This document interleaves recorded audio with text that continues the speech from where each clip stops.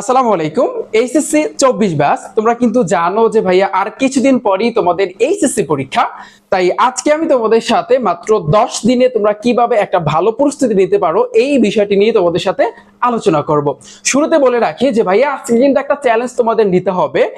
এই চ্যালেঞ্জটা যারা যারা নিবা তোমরা সবাই কমেন্ট সেকশনে চ্যালেঞ্জ অ্যাকসেপ্টেড লিখে যাবা, কারণ আজকে যেই বিষয়টা নিয়ে আলোচনা করব সেটা হচ্ছে মাত্র 10 দিনে তোমরা কিভাবে পরীক্ষার জন্য এইচএসসি পরীক্ষার জন্য এই স্বল্প কয়েকটা দিনে তোমরা কিভাবে ভালো প্রস্তুতি নিতে পারো আজকে আমি সেই বিষয়টি নিয়ে একটু ছোট্ট করে আলোচনা করবো। ভাইয়া শোনো, তোমরা যারা যারা আমার এই ভিডিওটা দেখা শুরু করেছো এখানে কিন্তু ভাইয়া 3 লেভেলের স্টুডেন্ট আছো।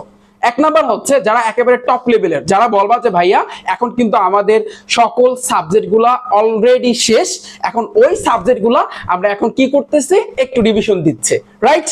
সেকেন্ড নাম্বার যারা দ্বিতীয় লেভেলের স্টুডেন্ট তারা বলবা যে ভাইয়া আমরা বই শেষ করছি, তবে কিছু কিছু অধ্যায় আছে যে অধ্যায়ের অঙ্কগুলা বা যে অধ্যায়ের বিষয়গুলো একটু কঠিন লাগে, এখনো আমরা কিন্তু শেষ করতে পারি নাই বা অতটা কভার করতে পারি নাই। আরেক লেভেলের স্টুডেন্ট আছো, তৃতীয় লেভেলের স্টুডেন্ট, যারা বলতেছে যে ভাইয়া আমরা কোনোভাবে পাস করলেই হয় বা একটা মোটামুটি রেজাল্ট করলেই হবে, এই কথা চিন্তা করতেছো।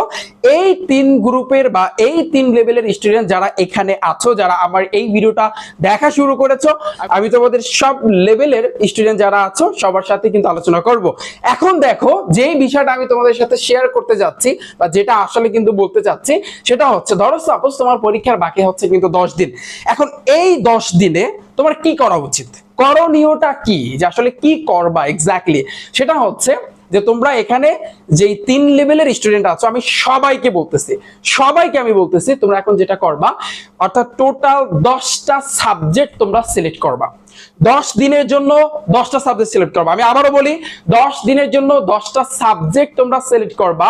এমন 10টা সাবজেক্ট সিলেক্ট করবা যে তোমার কাছে মনে হইতেছে যে না আমার এই সাবজেক্টগুলো এই বিষয়গুলো আমার কাছে এখনো কঠিন লাগতেছে, এখনো ওই সাবজেক্টগুলো এখনো আমার কাছে জড়তা আছে, বা পরীক্ষাতে যদি আমি এই 10 দিনে ওই 10টা সাবজেক্ট যদি একটু পড়াশোনা করি তাহলে ইনশাআল্লাহ পরীক্ষায় আমি ভালো কিছু করতে পারবো। ওকে, এখন এটা ডিপেন্ড করবে তোমার উপর যে আসলে কোন 10টা সাবজেক্ট তোমার সিলেক্ট করতে হবে। যেমন আমি এখানে কিন্তু তুলেছি মাত্র কয়েকটা সাবজেক্ট তুলেছি, এখানে কিন্তু তোমরা সায়েন্স, আর্টস, কমার্স বিভিন্ন গ্রুপের স্টুডেন্ট কিন্তু আছো। সো দেখো, বাংলা প্রথম পত্র, বাংলা দ্বিতীয় পত্র, ইংরেজি first paper, second paper, ICT আছে, তারপর ফিজিক্স, কেমিস্ট্রি এগুলো আছে, বায়োলজি আছে, হায়ার ম্যাথ আছে, এগুলো আছে তোমার সায়েন্সের সাবজেক্ট। এছাড়াও যারা কমার্সের আছো তোমরা কিন্তু তোমাদের কিন্তু হিসাব বিজ্ঞান আছে, অন্যান্য গ্রুপের সব গ্রুপের স্টুডেন্ট কিন্তু এই জায়গাতে আছো। এখন আমি যেটা বলেছি, কি বলেছি ভাইয়া, 10টা সাবজেক্ট তুমি সিলেক্ট করবা এই 10 দিনের জন্য। ওকে, ধরো সাপোজ তুমি সিলেক্ট করলা বাংলা প্রথম পত্র, বাংলা দ্বিতীয় পত্র, ইংরেজি ফার্স্ট পেপার, সেকেন্ড পেপার, তারপর হচ্ছে আইসিটি, এখানে কয়টা দিছে, আইসিটিটা বাদ দাও, পদার্থ বিজ্ঞান প্রথম, দ্বিতীয়, রসায়ন, এগুলা তুমি সিলেক্ট করলা। ধরো সাপোজ তুমি 10টা সাবজেক্ট সিলেক্ট করলা।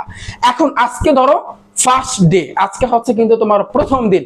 এই প্রথম দিনে তুমি কি করবা, ধরো আজকে তোমার টার্গেট থাকবে, এটা কিন্তু তোমার টার্গেট রাখতে হবে যে না ভাইয়া বলছিল মানে 10 দিন যদি ভালো করে পড়াশোনা করি তাহলে ইনশাআল্লাহ পরীক্ষাতে ভালো মানে ভালো কিছু করতে পারবো, ঠিক আছে। তাহলে সেই ক্ষেত্রে তোমার যেটা করণীয়, ধরো আজকে তোমার টার্গেট বাংলা প্রথম পত্র একেবারে ফিনিশ করে ফেলবা। সো এই জন্য তুমি কি করবা, ধরো সকালবেলা তুমি ঘুম থেকে উঠবা, ঘুম থেকে ওঠার পরে কিছু নাস্তা করে দেন তুমি কি করবা, পড়তে বসবা, সুন্দরভাবে পড়তে বসবা, 2 ঘন্টা পড়বা, টানা 2 ঘন্টা পড়বা। এবং যখন তুমি পড়তে বসবা তোমার এটা মাথায় থাকতে হবে যে তোমার ফোন যদি কাছে থাকে তাহলে কিন্তু শেষ, তাহলে তুমি শেষ, ঠিক আছে। তোমার ফোনটা একটু দূরে রাখা টানা 2 ঘন্টা পড়বা।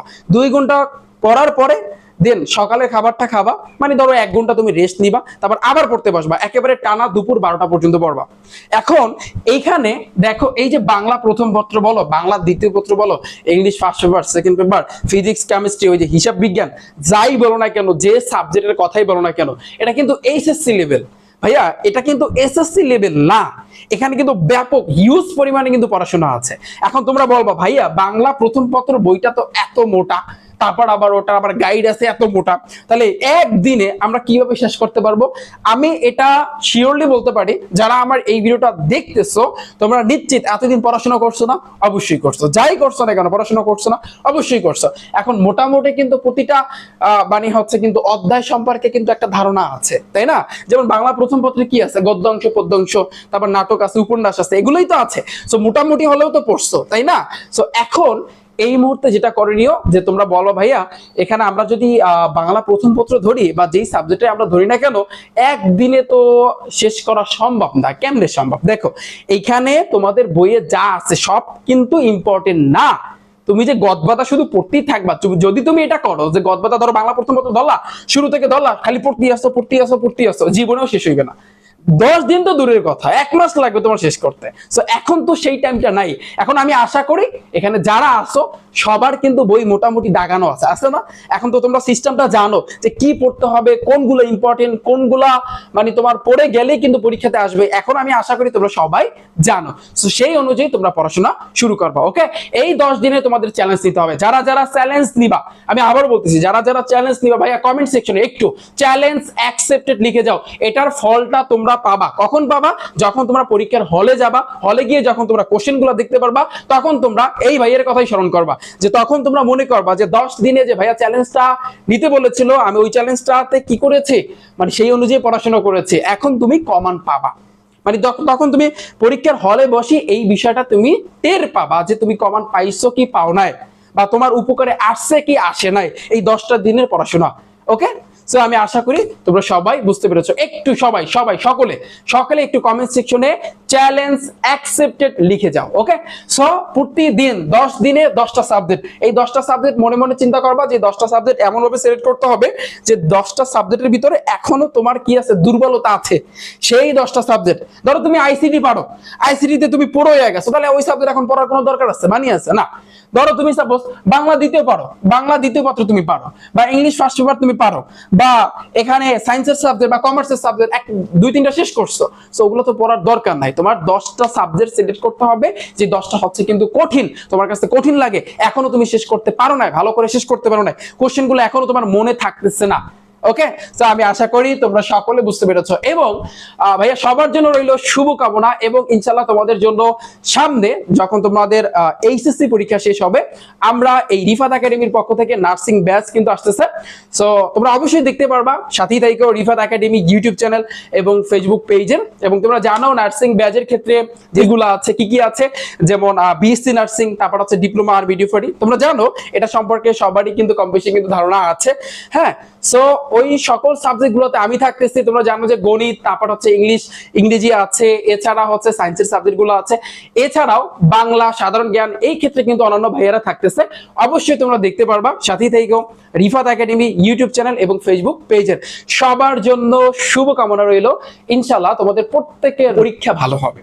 ঠিক আছে, সবার জন্য রইল দোয়া এবং ভালোবাসা। ইনশাআল্লাহ তোমাদের প্রত্যেকটা সাবজেক্টের আমি সাজেশন নিয়ে আসতেছি, আমি সাজেশন অলরেডি দিয়েছি, তারপর আরো সামনে আমি নিয়ে আসতেছি। সাথেই থাকো রিফাত একাডেমি ইউটিউব চ্যানেল এবং ফেসবুক পেজে। আল্লাহ হাফেজ।